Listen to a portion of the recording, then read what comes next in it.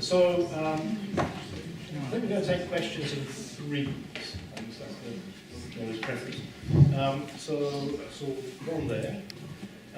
There's the question hanging out over from last week, who was silence at the end of that one. So there, and then right at the end there, and we'll come back to the other side. So starting down here. We'll wait for the microphone to roll. It's a double-linked question. How could land value tax be introduced and over what period to avoid the present economy smashing, crashing? And how could we recognise and put into practice a qualitative system of housing? At present, the housing is appalling. You can just see it around Cambridge. It's single-purpose money-making for developers. No provision for children, no integrated provision for work alongside housing, no play, etc., etc. No provision of services. So how could those two things be approached? Thanks. Right back. Thank you very much for your talk. I really enjoyed it. You raised some great points. The one thing that I wanted to bring up, like you mentioned in your talk, was land value tax and how your proposals will differ in any way to the 120-year-old proposal by Henry George in California.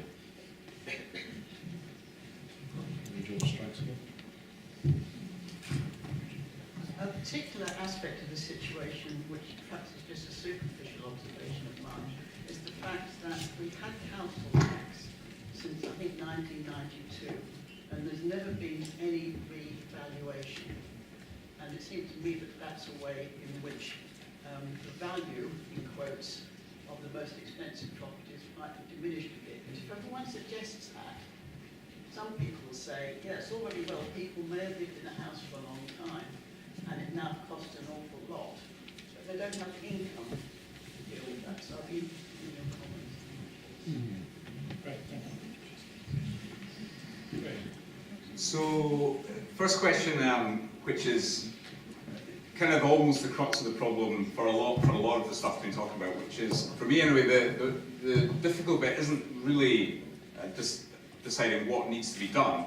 It's how do you do something in a way which doesn't, for lack of a better description, crash the economy in this sense, because we are in a position now where politically it's very difficult, because we have most people, the bulk of the population's wealth is bound up in housing. The majority of banks' balance sheets are secured against land values, and any policy that does anything that actually might impair land values may risk resulting in people in negative equity, or indeed putting banks in a very precarious position. So this is the kind of the crux of how do you do this?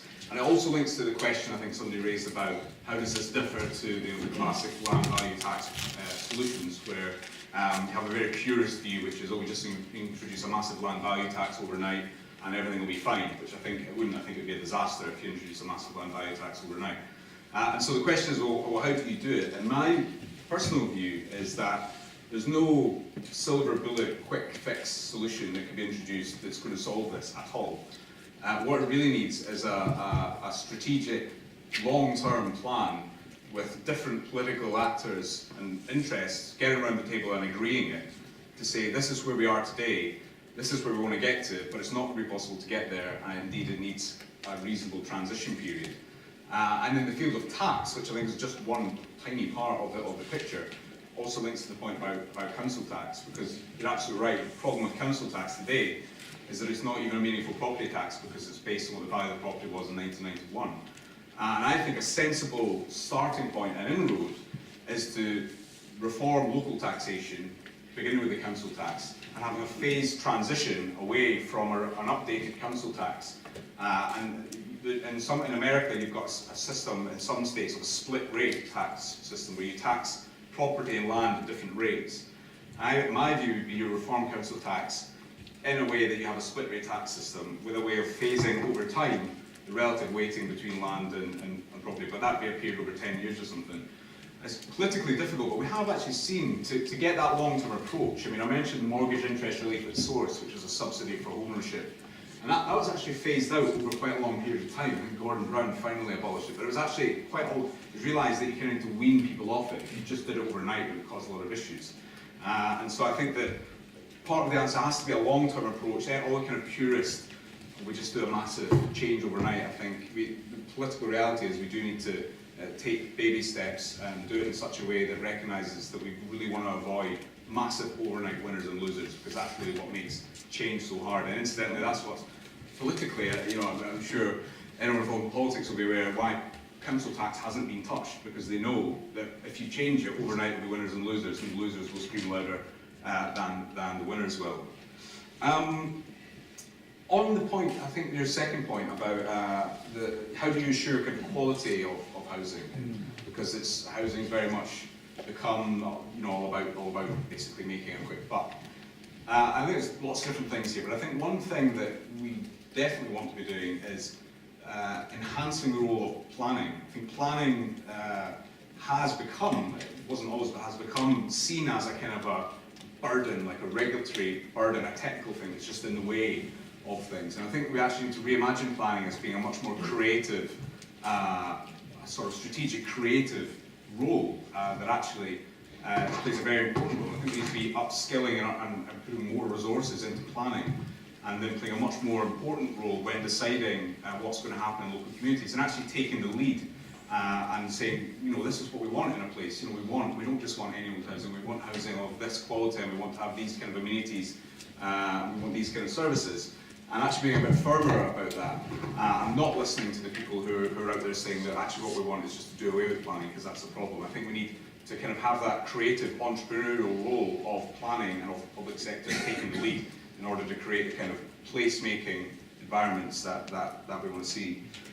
I think the last one then is just about the kind of cash flow issue, which is the perennial question with any kind of property tax, which is the classic scenarios where you have, for example, a widow who has, been landed in this massive house, or inherited it or whatever, and if you have a hefty land tax, property tax, they have a big bill, but actually don't have any cash flow to pay for that because it's just a big asset. And that's a real problem, it's a real concern. I think it's actually slightly overblown, but I do think it can hurt in special cases. I think there's a number of ways you can deal with that. One is just have special provisions for people in that circumstance, a certain release. But actually another one is actually you just say we can delay payment until death or transfer, at which point you don't have to pay anything at the time, but if you die and it's passed in inheritance, then it gets docked off that, or if you sell it, it gets docked off that. So I don't think it's a massive issue. I do think a bigger issue though with any kind of tax on property, which is a real barrier to it being any kind of appetite for it, is its salience. So it's really the only kind of tax today, one of the few taxes where we actually get the money and then we actually have to part with it. So we actually get the money in our bank and then we have to pay council tax.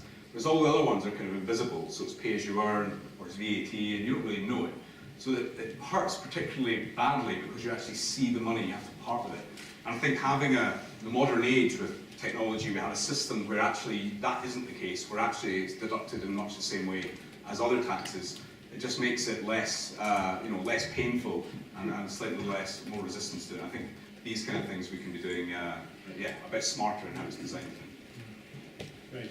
Just so the very first bill committee I sat on in the Commons was a bill introduced by the Blair government to delay the revaluation of values of the council tax. And everyone said at the time, this is just the first of many such bills. Right, more questions. So, lots of hands, fantastic.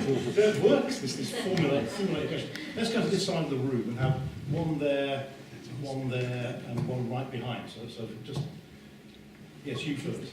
And then we'll just keep on the far side. I was just wondering how you would encourage politicians to take a long-term approach to phasing, given the relatively short length of political cycles, and then the inclination of governments to focus on achieving short-term economic goals in relation to that.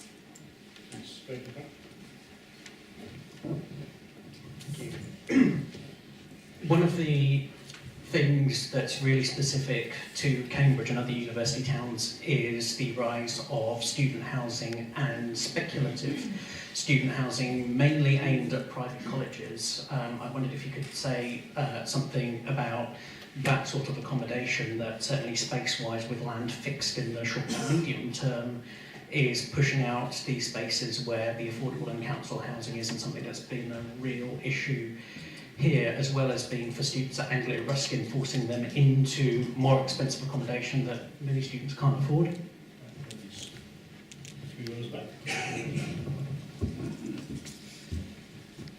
Thank you. Well, we're talking about 2027, and I'm concerned about the possibility of sea level rises and loss of livable land through fracking.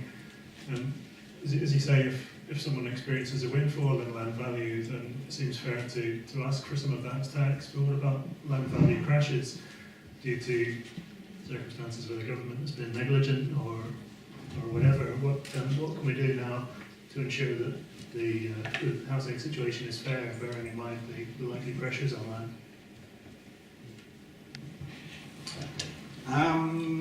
So on the first one about, how do you get politicians to think long term? I think is a tricky question. I think that we haven't cracked at all in this country. In fact, I think I was in Germany recently, and interestingly over there, speak to a politician there, and they said that there's lots of great ideas in the UK, lots of brilliant things going on, but the UK is very bad at implementing them, and it's just a very short-termist culture. I think that's partly true. I think in this case, though, I think part of the answer is, partly a cross-party consensus on some things, and I think that we are at the stage with housing where we are actually, interestingly, particularly over the past year, there has been cross-party consensus emerge on a number of areas, and I think it's partly because both main parties have clocked that if they don't look like they've got an answer to this stuff, they're going to get punished electorally for a long time. And so I think part of the answer has to be encouraging cross-party consensus and commitments to things that there's common ground on, and the commitments that will be held in place in the long term. And obviously it's very difficult with our electoral system in particular, and obviously you can get into all kinds of wider questions about electoral reform and stuff, about how to create a better culture of long-term policy making. But I think that focusing on getting in on the areas of common ground, which there is surprisingly, really surprisingly actually, just in the past 12 months, between Conservatives and Labour on some issues of land and housing policy, there is a bit of party consensus, and I think we can tie that down and commit to it and put some milestones in place that we can hold them to account on. I think that's probably our best hope. But yeah, I'm sure other people have maybe thoughts on how to do better in that space. Student housing one is a tricky one. I think it's an issue that I think lots of university towns have, and I now live in Edinburgh and on Leith Walk, which is leads down from Edinburgh into Leith. Just lots of buildings are actually just being demolished, and there's now private student halls getting built, and it's causing quite a bit of resentment.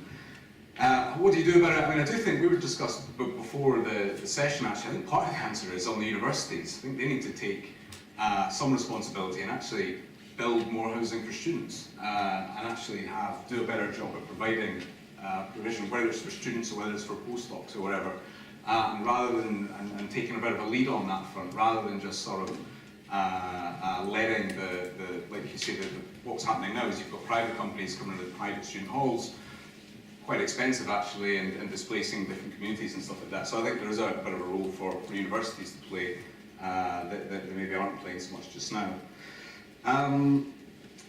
Land value crashes. So that's a good point in the sense that we often, certainly when I do these talks, often talking about the upside, but obviously if you look at the history even of land prices, you can see that it's a history of booms and busts, and it's been a key driver of economic booms and busts with real estate related booms. And obviously the questions that raise about climate change and things like that only add severity to that in some places. And what do you do? I think, what do you do about protecting people from that? I think there is a case for the government to be thinking long term and looking strategically at what parts of the country are particularly vulnerable to certain changes, and providing, whether it's an insurance-based solution or a compensation-based solution, I don't know, but certainly again I think it links to the long term thing, which is our environment, our climate's changing, and we need to make sure that we're on top of that in housing as much as anywhere else. But yeah, it's a good point. It's not something that really sort of addressed much in the book or really thought about. So. But there's excuse me for leaving it, there's a related point, which is the impact on government collecting tax based on value if the values are going down. Is that seen as a problem for land value tax? So bear in mind, ideally that's actually what's often confused with land value tax, because you can't have your cake and eat it, in the sense that we've had all these massive increases in land value, and it's kind of a false argument to say that if we just taxed that, we would have had all that money. Because actually, if the tax was in place, it would have raised that much. Yeah. So part of the point of the tax is to prevent land values increasing so much, and so, or even to dampen increases. So it's not in the sense of having these massive revenue gains. It's not really about that. It's about dampening the property market, dampening the booms and busts that happen.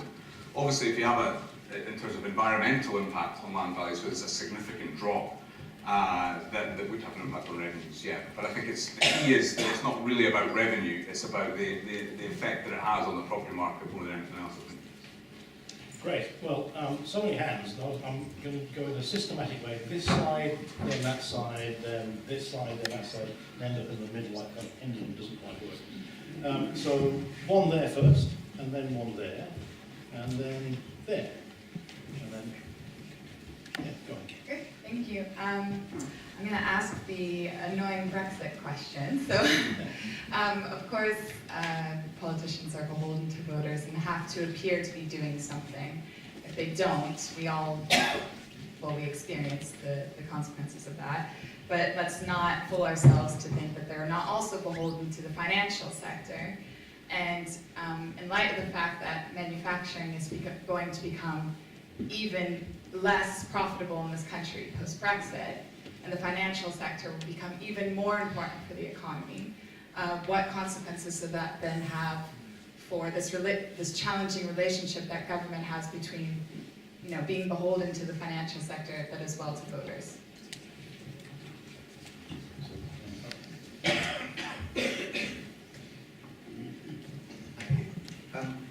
My question is about the utilisation of existing housing stock, and my impression is that it's really quite poorly utilised. One point is second homes, very perhaps occupied for 10 weekends a year and unoccupied for the rest of the time.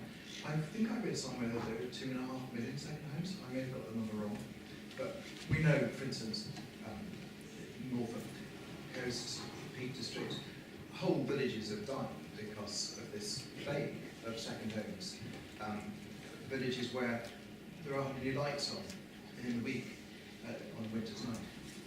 And my other point is, I believe that there's also a problem of very large numbers of elderly people living in houses which are much bigger than they need, but there's no incentive for them to move into something more suited to their needs, and that blocks houses which would be better suited to families.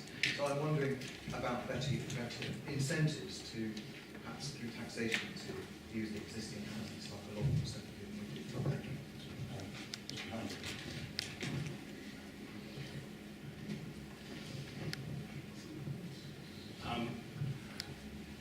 I assume you're familiar with the positive money analysis of where all the cash in the economy comes from.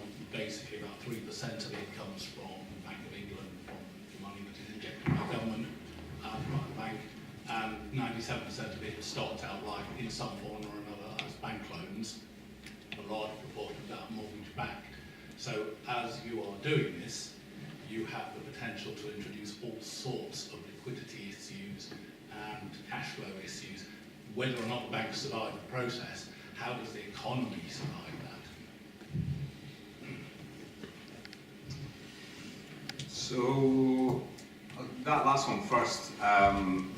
So one thing that I didn't really go into too much detail, I think anyone who was at some of the previous ones, I think you had Anne Pettifor here, who probably went into this in a bit more detail.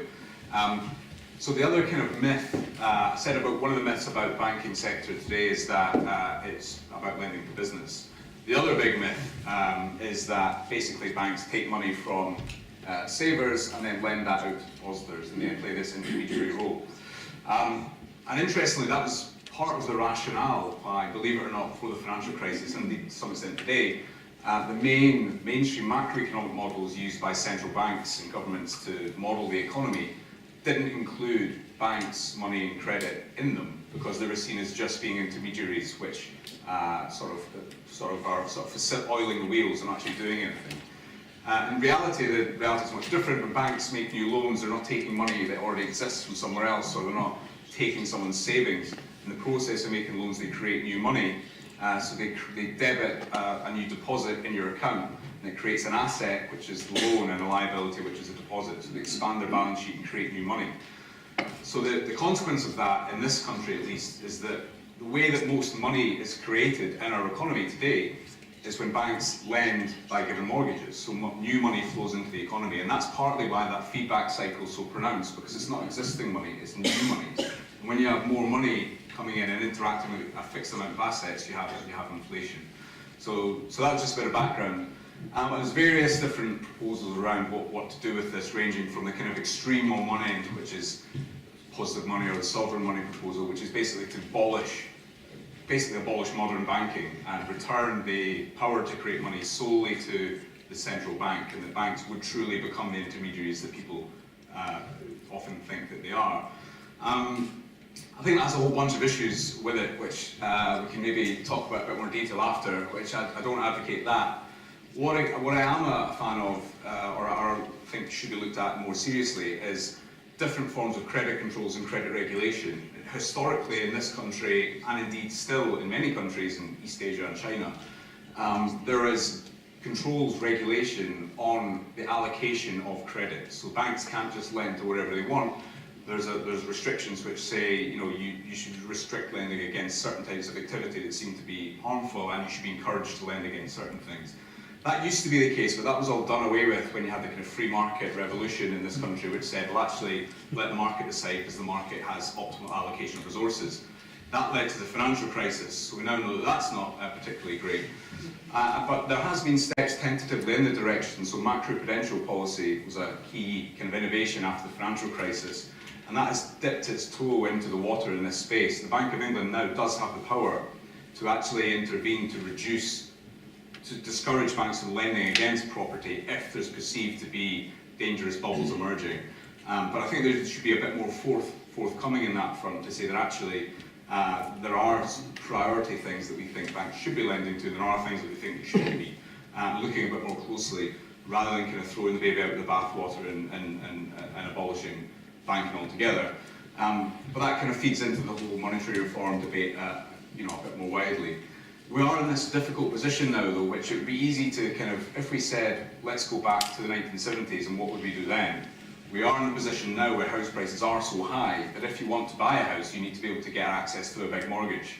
And so there's a question of recognising of where we're at today and trying to move in a direction which can improve things without necessarily causing harm to great numbers of people. On the issue about second homes, I think that's a huge issue. Partly, I think, two reasons for that. One is, as I said, there's been a lot of people have built up huge amounts of housing equity, as I've outlined, who've maybe bought property decades ago and have used that to therefore invest in second homes or third homes, holiday homes, cause a lot of displacement in certain areas. And also it's partly to do with, as I said, the inherent properties of land, which is, as people get richer, they want more space. People want to have an extra home, they want to have a bigger home. And that's a function of that. But I do think that we can do things, not particularly radical things, to discourage kind of hoarding or inefficient use of land. Tax incentives, higher taxes on second homes, we've already seen a bit of that. Actually, George Osborne introduced a bit of that, but nowhere near enough to really make a difference, because people, if you have more than one home, there needs to be a pretty big incentive for you to not do that. There's another related point just on the inefficient kind of use, which is vacant and derelict land, which there's a lot of. And people often hear about land banking, for example, where it's often more, people often just hold on to land rather than doing anything with it, because they wait until you get the you can make a fair amount of gains just by holding on to it. And there's a question about how do you incentivize the efficient use of land and avoid people just kind of hoarding it to get these windfall gains. And partly it's about attaching a cost to holding land, and I think some of the tax reforms we discussed does that.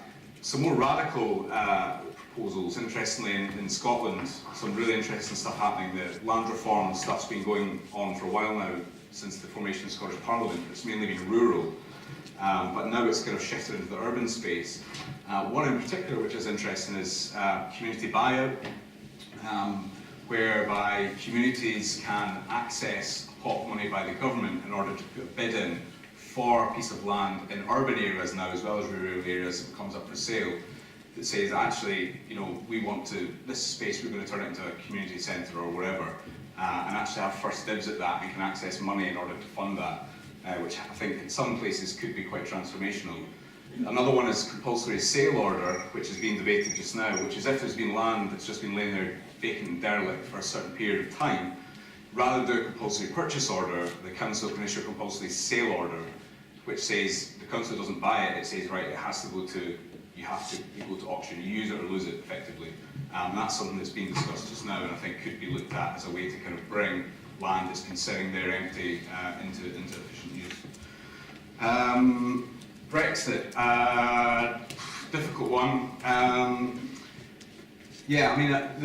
think that it's difficult because Brexit, the financial sector for a long time has been viewed by politicians as the kind of goose that lay the golden egg that has to be the kind of cherry on the top of our economy and has to be sort of protected at all costs. And we have this strange situation now where the mainstream part of the financial sector is very anti-Brexit, and you now have a government pursuing a policy which is directly opposed by the large parts of the financial sector. And I think there is a concern among politicians of the effect that Brexit will have. A lot of big financial institutions were based in London partly because it had access to the European market and it was the best place to do that. So I think politicians will be hesitant to pursue anything that might harm big banks, big institutions at this particularly challenging time in our history. I think in the whole Brexit realm, unfortunately, I think what we're talking about here is probably rather low down the priority list of things to worry about in their list. Good question, something to bear in mind, I think. It'll be over 27. Right, so moving to this side. So we'll start right at the back, first one, then right down at Claire, and then let's go to at 4, so both people in the middle. Right, so there first, then Claire, then 2 there. Yes, I have a question regarding one of the slides. Can you go back to the London, because I think that's the main problem.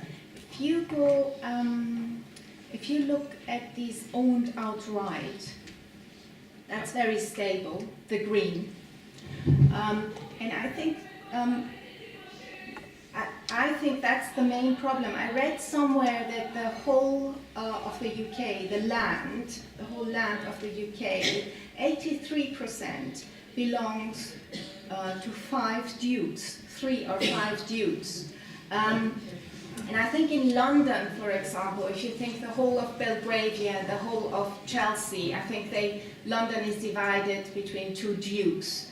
And I think that's the main problem. I think if you, I don't mind anyone giving their inheritance to their children, but if you think about it, that they have owned that land for 400 years, I think that land should be like a patent, that it has an expiry date, that you can hold it for a couple of years, and you can, because you have been clever or you have been doing investments, but it should expire of a couple of years, and it shouldn't be that it's just this money-giving thing. And another thing I would ask you, I don't know if that would work, but why does nobody think about, everybody talks about for a cap on energy prices and things like that. What about a cap on rents? Why are the rents not linked to average income, for example, in London? Because then the rent wouldn't cover the mortgages, and all the second homes would be sold because the rent would just not cover the mortgage. Okay, thanks. No, we're about to test one of the great predictions about the views of all economists.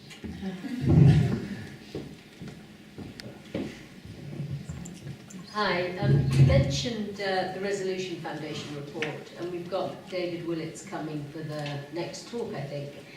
And I just wondered more generally what you thought about that report, the housing aspects of it. Number two there, so there and there.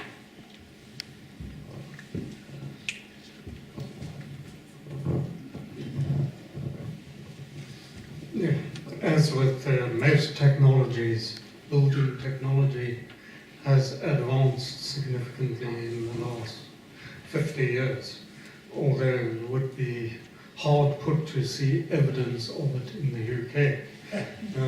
Speaking to people who are in a position to supply newer technology in building, with different materials, different methods, which both cheaper to produce and more energy efficient.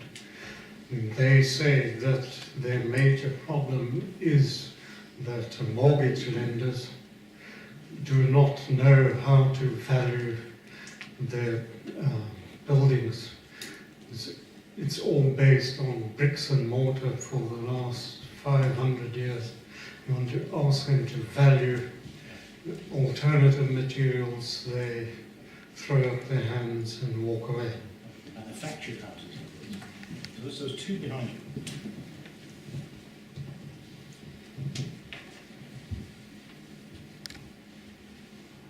Could I just ask about the private rented sector? It's one of the worst aspects of the housing market, which is the new burgeoning private rented sector. It's often atomised and amateur. Should we incentivise or regulate sort of a minimum size for a rented portfolio, not least to reduce the risk of terminating tenancies in order to liquidate properties?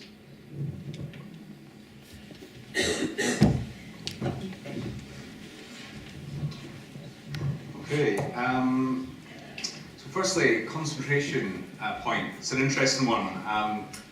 And there's kind of two aspects to this. So the statistic about concentration of land ownership, depends on which one it was, but certainly the UK, and within the UK actually Scotland is basically the worst in the world in terms of concentration of land ownership, apart from Brazil. And like you point out, a lot of that actually dates back literally almost 1,000 years to do with who won what battle and who killed who, and that still exists to this day. And not only that, a lot of the estates have got preferential treatment by not being taxed, a lot of the sporting estates and stuff like that. So that's a huge issue, and that's a big debate just now actually in Scotland on the land reform stuff, which is slightly separate to the housing stuff because a lot of it's rural.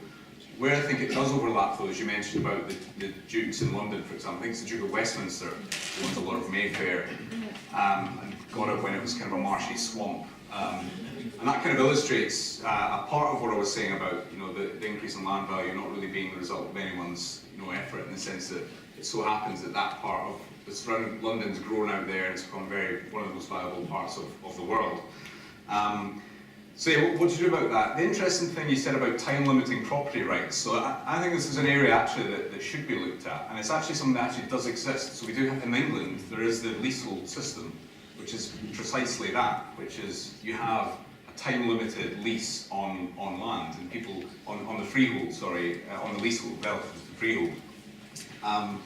But I do think there is something in there, because we do actually have time limited property rights and lots of other things like copyright and patents and stuff like that. And actually, is it necessarily right that we have indefinite property rights with land? I don't know. But I think the key thing to highlight is that we often, and in economics, in the book, a lot of it's dedicated to kind of critiquing modern neoclassical economics and how it kind of overlooks land and property. We view the way that things are today in terms of property as being natural and fixed.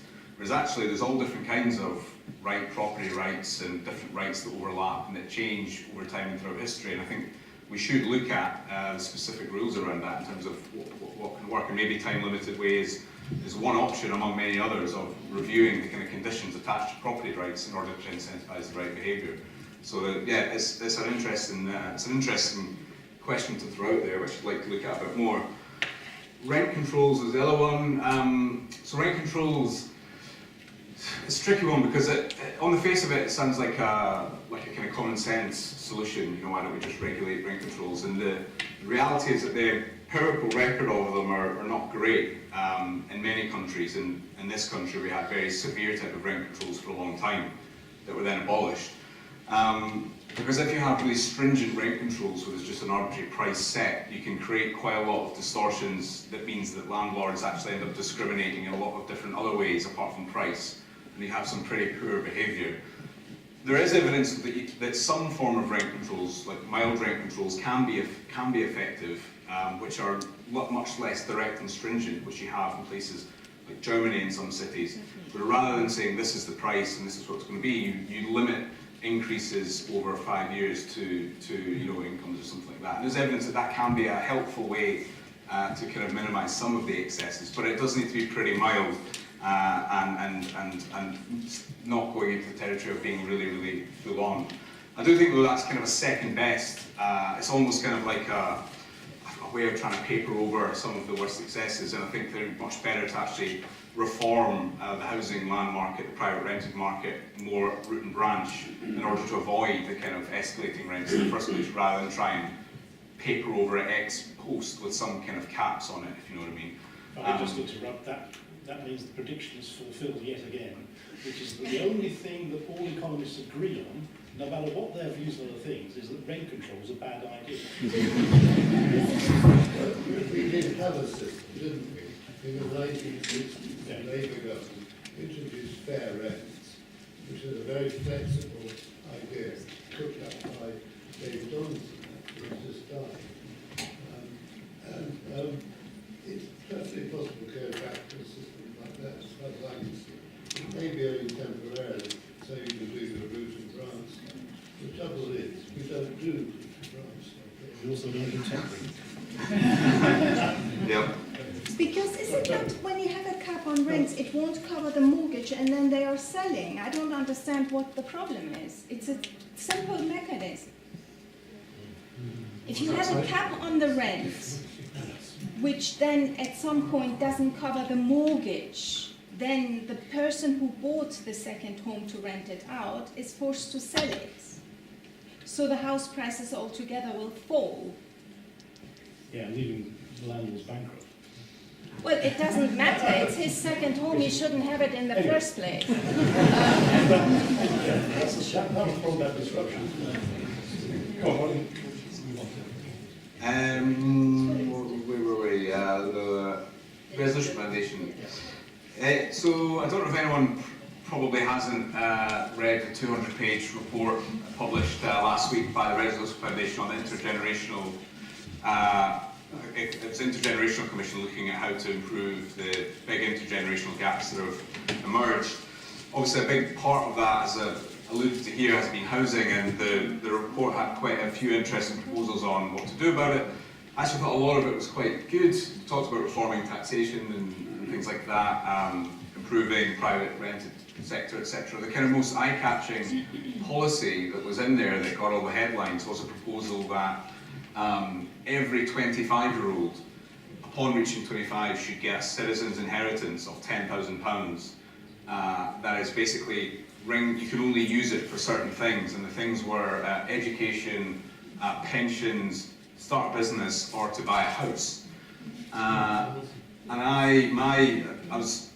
slightly open to the idea in general of some kind of citizen's inheritance idea, but not if it's not if it's just to plough into property.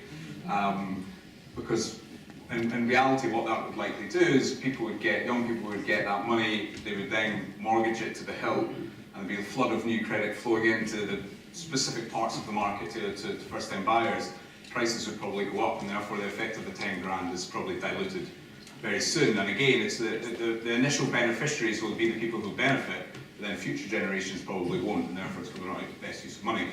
And therefore I think that it kind of, and also the other problem with it is that it sees the solution to these big intergenerational problems as helping young people get on this property ladder like the older generations did. Whereas my argument is that it's that property ladder system that's caused these intergenerational issues, and therefore just trying to get more people on it doesn't actually solve the problem, it just kicks the can down the road. So yeah, it's worth a read. The report's good, and there's lots of good stuff on housing, but I think that specific proposal wasn't really a big fan of. Private rented sector, should there be a minimum size? So this is an interesting one because the number one reason why people, we've had a massive increase in homelessness in England since 2010, and the number one reason why people become homeless is because they've been kicked out of a short-term tenancy agreement by the landlord, and that's by far the number one reason why people become homeless. And I think there is a question is that should the private rented sector be professionalised more? You know, is it having lots of little landlords who are kind of doing it as a thing on the side? Does that have effect? Does it have a bad effect? I think there is perhaps a bit of an argument for that. I think that can be achieved in different ways though, rather than saying there's a minimum size or, you know, let's hand over to the big guys. If you just have, you know, higher standards, floors on standards, more secure tenancy arrangements, better policing of the private rented market, etc. That's probably a better way of doing it rather than saying necessarily, you know, you need to have this many properties, or you need to, because what that does is basically tailored to certain types of investors rather than others. So I think, I think higher standards across the board and more scrutiny of that is probably a better way to go. But I'm open to be persuaded otherwise, I think. And the technology one, which is interesting. So it is interesting to think that, you know, despite if you look at how the world's changed over the past 100 years and all kinds of things, mobile phones and all stuff, that housing hasn't. If you look at just what a house looks like, it's virtually the same, bricks and mortar. And I think technology is rapidly changing. I think in China now there's companies that can print a house in a day, they 3D print them and stuff like that. And you know, I think there are all kinds of technological solutions out there to why, you know, to do housing differently, which isn't really my domain, but I think it's something that should be looked at. As to the problem of banks saying, well, we don't recognise this, you know, we don't really know what to do about it, that's something that's quite common in other areas where there's new things come through. So, for example, you have it with in green things where banks go, oh, well, I'm not sure about this green stuff, and often effective ways for the government to have some kind of process which de-risks it to some extent to allow to make banks more able to take that risk in the first place, and once it becomes more established and formalised, then they get going with it. But yeah, I do think we can broaden our horizons a lot more in terms of what housing looks like, how it's built, and all the rest of it in the 21st century. Great, so this is going to be the last round, so hands up those on the left. Right, well, if you're very short, we can have all four, right? So 1, 2, 3, 4. But please be short.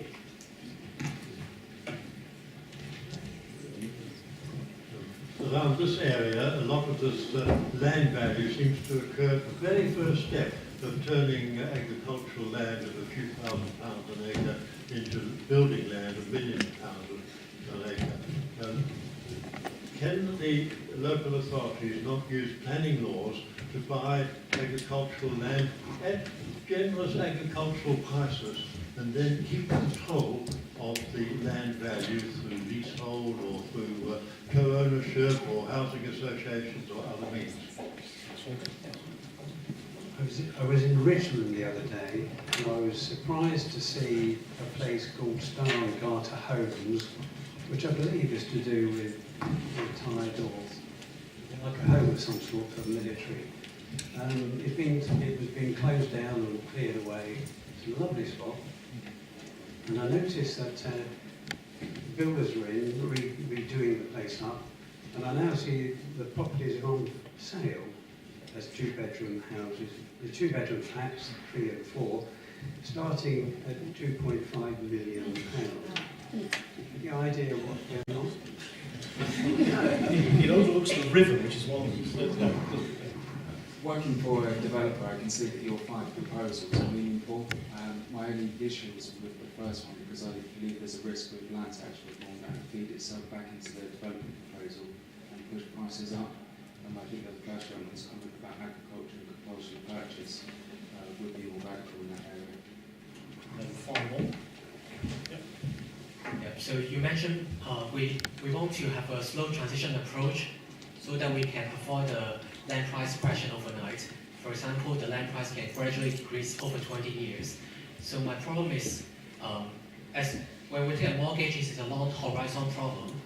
So if we expect the land price to decrease by 20% in 20 years, I'm not going to buy the house at its face value. Otherwise, by the time I finish the mortgage payment, my savings there will have evaporated. So my question is, if the market believes that the land price is going to decrease in 20 years or even longer period, it's going to reflect today, so the price will drop immediately. How do we ensure this is not happening so that in the end the land price will still crash overnight? So the first point here, so really important one, which I didn't really mention in that much detail, but it's worth highlighting. So there was a big change in the way that, to do with compulsory purchase, which has actually had a dramatic effect on the housing market in this country.